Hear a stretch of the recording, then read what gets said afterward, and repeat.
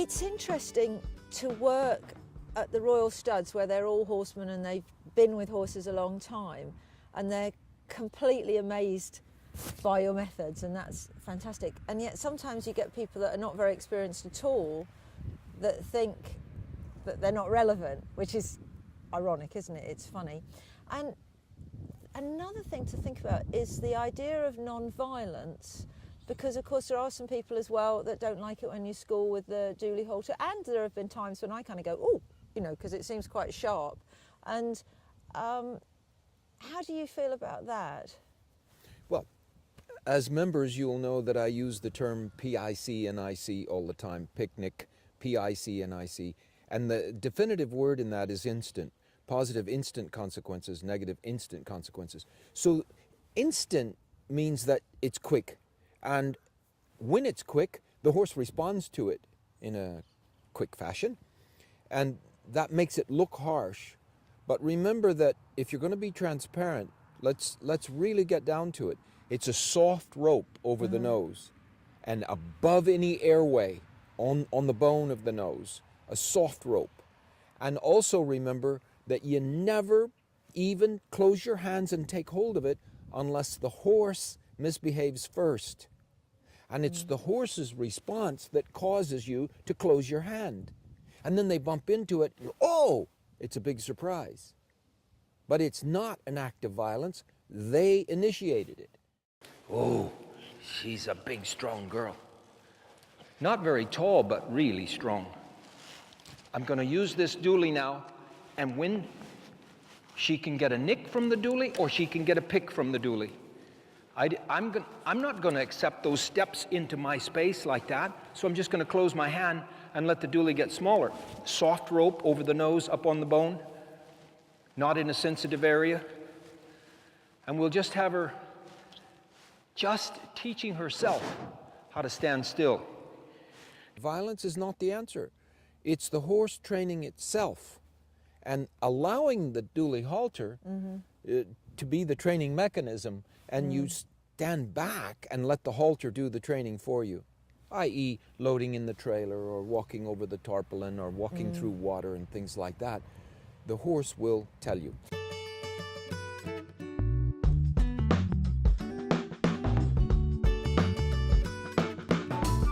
So my responsibility in the recommended associates and students going out now is to make sure that people fit the halter correctly, so it's high enough up. It's not that you have to have your horse in it all the time, but for training, have it on not tight at all, but properly. Properly. Firmly is even, you've got to be careful with that. You know, the horse has got to be able to move his jaws, but not hanging over the nose or anything. That's useless. Yep. And then it's so difficult, I know, to get this right, but when the horse is doing the right thing, leave him alone. Yeah. He should be on a completely loose line. Yeah. How many years have you been nagging me now? I know. We talk about this on the courses on the last Friday afternoon as well, about giving the horse the right to fail, meaning let him make the mistake. But if you're holding him tightly all the time, he can't ever make a mistake.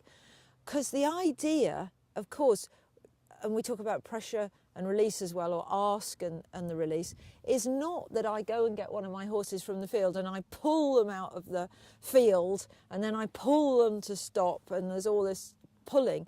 The idea is that after a very short initial training, I clip on, maybe, and they never have a touch on the line. We just don't have a touch at all at any stage. So it's important that people realise how this works. One of the things I decided a little bit earlier than this time last year, September last year, that I just wanted to have more time with horses myself.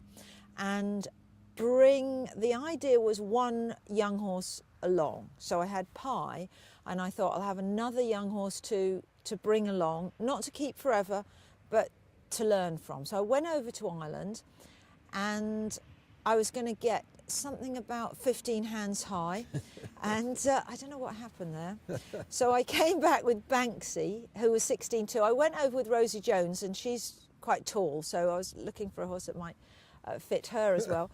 And then I saw the other horse in the field. We must have looked at 200 horses, I promise you.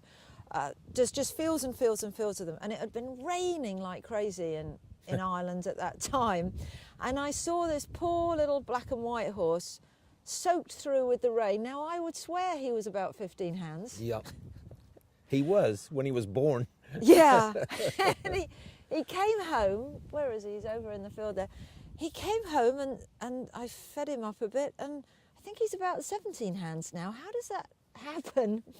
So Corky, because he came from Cork, and I'm giving him a posh name as well because he was an afterthought, and he came from the town of Charlesville. So I thought Charlesville Cavalier is a nice smart name for him.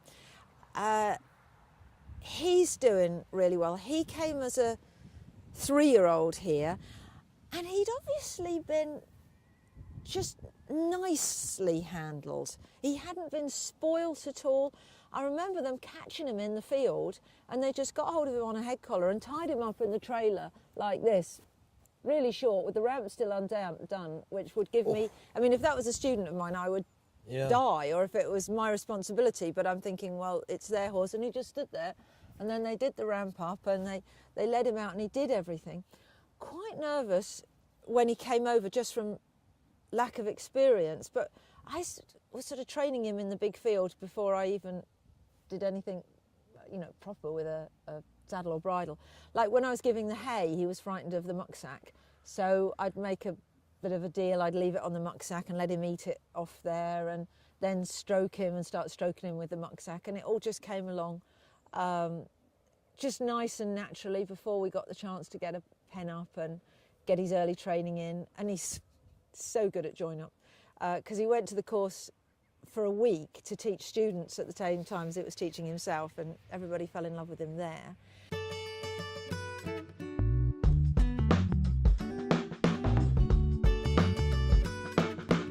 So having quite a few horses now, Corky, Banksy, Pie of course, and Herbie, the companion pony, and then the beautiful Romy, who I always liked the look of. Do you remember at the demonstration? She's quite a sharp mare, and I just thought I'd love to spend more time with her.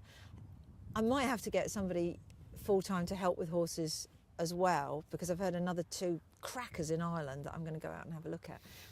I've just become, this is my roots, this is what I should be doing. I just love bringing them on, and you learn so much from every horse, and so that I think I can help people a lot more if I've got my own horses and I'm learning day to day having those horses. So at one stage I was thinking with Corky, he's just 4 years old, he needs to be doing something but not overworking, and I was trying to think of somebody just nice that might want to ride him out. And I go on our intelligent horsemanship discussion group, and there's somebody on there that comes quite regularly, Lucky Red, who I know because she's been on lots of courses, and I've seen her at clinics as well, comes to loads of Monty's demonstrations.